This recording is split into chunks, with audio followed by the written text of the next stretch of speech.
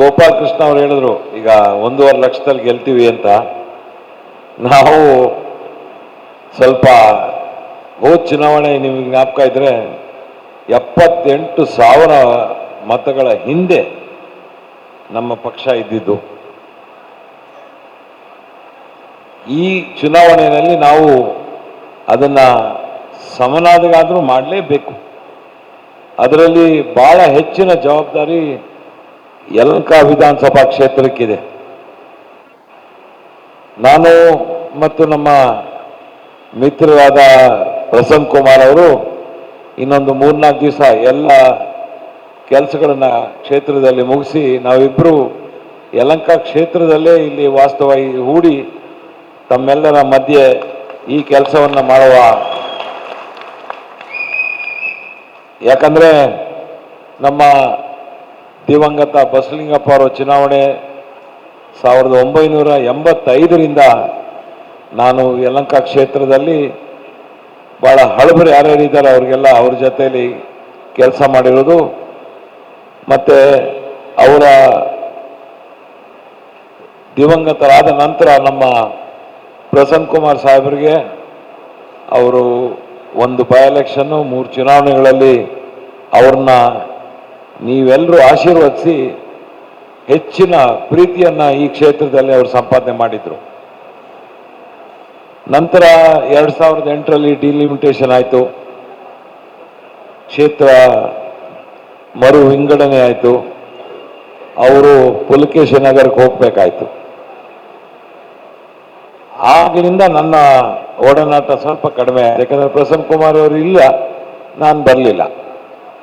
ನನಗೆ ಇಲ್ಲಿ ಸ್ಪರ್ಧಿಸಿರುವ ಯಾರಾದರೂ ಈಗ ಗೋಪಾಲ್ ಕೃಷ್ಣ ಅವರಿದ್ರು, ಒಂದ್ಸಲಿ ಕರೆದಿದ್ರು ಪ್ರಾರಂಭದ ಒಂದು ಚುನಾವಣಾ ಪ್ರಚಾರಕ್ಕೆ ನಾನು ಬಂದಿದ್ದೆ.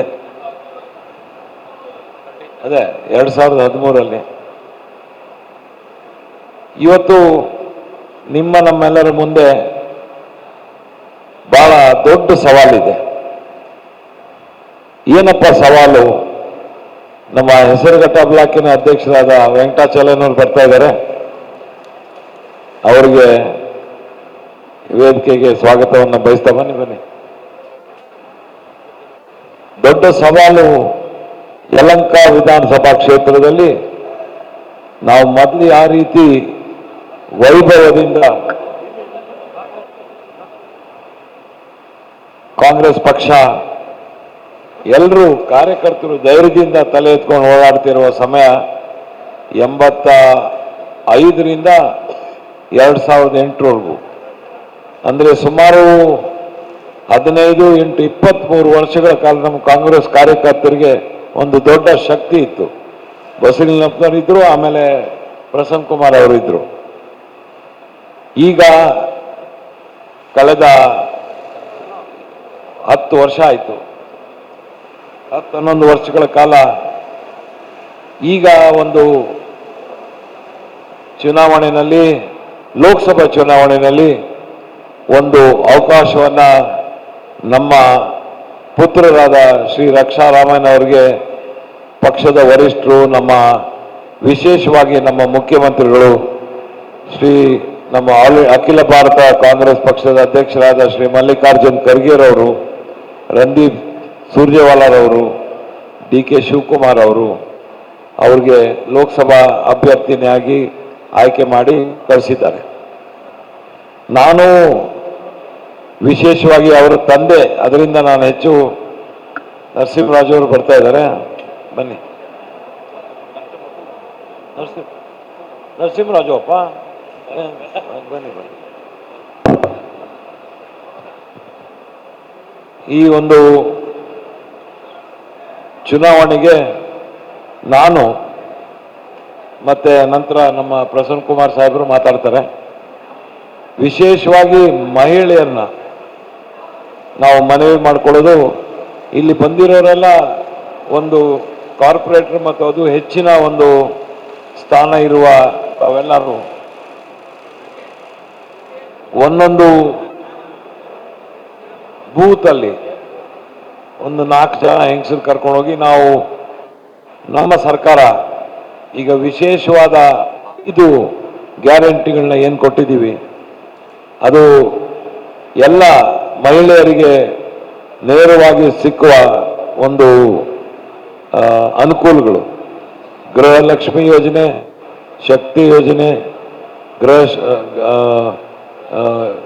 ಮನೆಯ ಭಾಗ್ಯಜ್ಯೋತಿ, ಯುವ ನಿಧಿ ಮತ್ತೆ ಶಕ್ತಿ ಯೋಜನೆ ಅಲ್ಲ, ಈ 5 ಶಕ್ತಿ ಯೋಜನೆ, ಈ 5 ಯೋಜನೆಗಳು ವಿಶೇಷವಾಗಿ ಮಹಿಳೆಯರಿಗೆ ಅನುಕೂಲ ಆಗಿದೆ. ಅದಕ್ಕೆ ನಾನು ತಮ್ಮೆಲ್ಲೆಲ್ಲ ಮನವಿ ಮಾಡೋದು, ಇದೊಂದು ಅವಕಾಶ ಸಿಕ್ಕಿದೆ. ತಾವೆಲ್ಲರೂ ಹೆಚ್ಚಾಗಿ ಮಹಿಳೆಯರು ತಾವು ಮನೆ ಮನೆಗೆ ತೆರಳಿ ಈ ಒಂದು ಕೆಲಸವನ್ನ ಮಾಡಿರುವ ನಮ್ಮ ನೆಚ್ಚಿನ ಮುಖ್ಯಮಂತ್ರಿಗಳಾದ ಶ್ರೀ ಸಿದ್ದರಾಮಯ್ಯನವರು, ನಮ್ಮ ಉಪಮುಖ್ಯಮಂತ್ರಿಗಳಾದ ಶಿವಕುಮಾರ್ ಅವರು ಮತ್ತು ಇಡೀ ನಮ್ಮ ಸರ್ಕಾರ ಈ ಕೆಲಸಗಳನ್ನು ಮಾಡಿರೋದ್ರಿಂದ ತಾವು ಹೆಚ್ಚಿನ ಒಂದು ಬೆಂಬಲ ನಮ್ಮ ಯಲಹಂಕ ವಿಧಾನಸಭಾ ಕ್ಷೇತ್ರದಿಂದ ಬರುತ್ತೆ. ಅದನ್ನು ತಾವೆಲ್ಲ ಪ್ರಯತ್ನ ಮಾಡಬೇಕು. ಹೆಚ್ಚಿನ ಒಂದು ಜನಗಳಿಗೆ, ಮಹಿಳೆಯರಿಗೆ ವಿಶೇಷವಾಗಿ ಈ ಒಂದು ಮನವಿಯನ್ನು ಮಾಡಿ ನಮ್ಮ ಪಕ್ಷ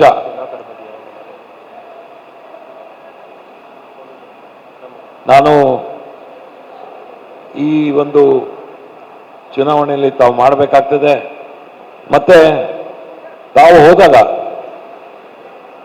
2 ಮುಖ್ಯವಾದ ಮಾತುಗಳು. ಮೊದಲನೇದಾಗಿ ನಾವು 5 ವರ್ಷಗಳ ಕಾಲ ನಾವು 5 ಗ್ಯಾರಂಟಿಗಳು ಕೊಡ್ತಾ ಇದ್ದೀವಿ. ಅಖಿಲ ಭಾರತದ ಕಾಂಗ್ರೆಸ್ ಸಮಿತಿಯ ಅಧ್ಯಕ್ಷರಾದ ಶ್ರೀ ಮಲ್ಲಿಕಾರ್ಜುನ್ ಖರ್ಗೆ ಅವರು ಅಲ್ಲೊಂದು 5 ಗ್ಯಾರಂಟಿಗಳು ಕೊಟ್ಟಿದ್ದಾರೆ. ಅದರಲ್ಲಿ ವಿಶೇಷವಾಗಿ ಒಂದು, ಎಲ್ಲ ಮಹಿಳೆಯರಿಗೆ ವರ್ಷಕ್ಕೆ 1 ಲಕ್ಷ ರೂಪಾಯಿಯ ಒಂದು ಯೋಜನೆಯನ್ನು ಮಾಡಿದ್ದಾರೆ. ಮತ್ತೆ ಈ ಚುನಾವಣೆಯಲ್ಲಿ ನಮ್ಮ ವಿರುದ್ಧ ಪ್ರತಿಸ್ಪರ್ಧಿ ಜನರು ಅವ್ರ ಹೆಸರು ಹೇಳೋದಕ್ಕೆ ಸ್ವಲ್ಪ ಹೆಸರು ಹೇಳೋದು ಬೇಡಪ್ಪ ಅಂತಾರೆ.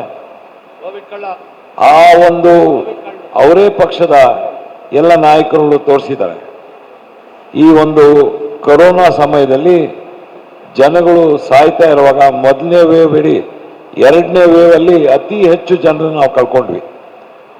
ಅದರಲ್ಲಿ ಆಸ್ಪತ್ರೆಗೆ ಬೆಡ್ ಬೇಕಾದ್ರೂ ದುಡ್ಡು, ರೆಮ್ಡಿಸಿವಿರ್ ಇಂಜೆಕ್ಷನ್ಗೂ ದುಡ್ಡು, ಆಕ್ಸಿಜನ್ಗೆ ದುಡ್ಡು, ಈ ರೀತಿಯಾದ ಜನರ ಹೆಣದ ಮೇಲೆ ಸಂಪಾದನೆ ಮಾಡಿರೋರು ಬಹಳ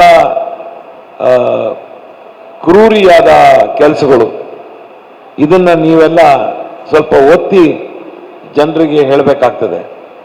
ಇದರ ಒಂದು ಆಪೋಸಿಟ್ ಆಗಲಿ, ಅಂದರೆ ಪ್ರತಿಸ್ಪರ್ಧಿಯಾಗಿ ನಾವು ನಮ್ಮ ಪಕ್ಷದ ಅಭ್ಯರ್ಥಿ, ನಮ್ಮ ಬೆಂಬಲ, ನಮ್ಮ ಬ್ಯಾಕ್ಗ್ರೌಂಡು, ನಾವು ಜನರಿಗೆ ಮಾಡಿರೋ ಸೇವೆ, ಕಾಂಗ್ರೆಸ್ ಪಕ್ಷ ಮಾಡಿರೋ ಸೇವೆ. ಇಂದಿರಾ ಗಾಂಧಿಯವರು ಗರೀಬಿ ಹಟಾವ್ ಕಾರ್ಯಕ್ರಮದಿಂದ ಬಡವರಿಗೆ ಪ್ರಾರಂಭ ಮಾಡ್ಕೊಂಡು ಬಂದ್ವಿ. ರಾಜೀವ್ ಗಾಂಧಿಯವರು ಇವತ್ತೇನಾದರೂ ಕಂಪ್ಯೂಟರೈಸೇಷನ್ನು, ಮೊಬೈಲ್ ಎಲ್ಲ ಬಂದಿರೋದು ನಮ್ಮ ದಿವಂಗತ ರಾಜೀವ್ ಗಾಂಧಿಯವರಿಂದ. ಮತ್ತು ಜಿಲ್ಲಾ ಪಂಚಾಯತಲ್ಲಿ, ತಾಲೂಕ್ ಪಂಚಾಯತ್ಗಳಲ್ಲಿ ಮಹಿಳಾ ಮೀಸಲಾತಿಯನ್ನು ಕೊಟ್ಟಿರೋರು ರಾಜೀವ್ ಗಾಂಧಿಯವರು. ಸೋನಿಯಾ ಗಾಂಧಿಯವರು right to education, right to health ಇವೆಲ್ಲವನ್ನು ಕೊಟ್ಟಿರುವ ಈ ಎಲ್ಲ ಯೋಜನೆಗಳನ್ನು ತಾವೆಲ್ಲರೂ ಜನರಿಗೆ ಮನದಟ್ಟು ಮಾಡಿ ಈ ಒಂದು ಚುನಾವಣೆಯಲ್ಲಿ ಬರುವ ನಮಗೆ ಇವತ್ತಾಗಲೇ 2ನೇ ತಾರೀಕು, ಇನ್ನು 24 ದಿವಸ ಇದೆ. ಆ 24 ದಿವಸದಲ್ಲಿ 3 ದಿವಸ ಹಬ್ಬಗಳ ಹೋಗ್ತದೆ. ಒಂದು ಉಗಾದಿ ಹೋಗ್ತದೆ, ಒಂದು ವರ್ಷದಡಕ್ಕೆ ಹೋಗ್ತದೆ, ಒಂದು ರಂಜಾನ್ ಹಬ್ಬ. ಈ 3 ಹೋದರೆ ನಮಗೆ 23 ದಿವಸ ಇದೆ.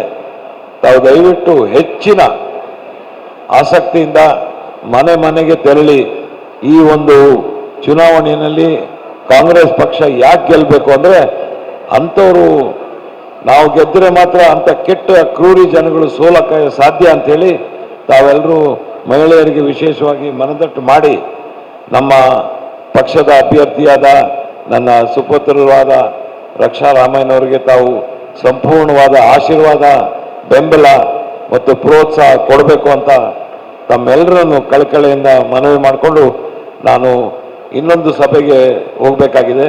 ತಮ್ಮೆಲ್ಲರ ಒಂದು ಪರ್ಮಿಷನ್ ತಗೊಂಡು ನೀವೆಲ್ಲ ನನ್ನ ಇಲ್ಲಿಂದ ಬೀಳ್ಕೊಡೋದಕ್ಕೆ ದಯವಿಟ್ಟು ನೀವು ನನಗೆ ಅಪ್ಪಣೆ ಮಾಡಿಕೊಡ್ಬೇಕು ಅಂತ ಹೇಳಿ ನನ್ನ ಎರಡು ಮಾತುಗಳು ಮುಗಿಸ್ತೇನೆ. ನಮಸ್ಕಾರ.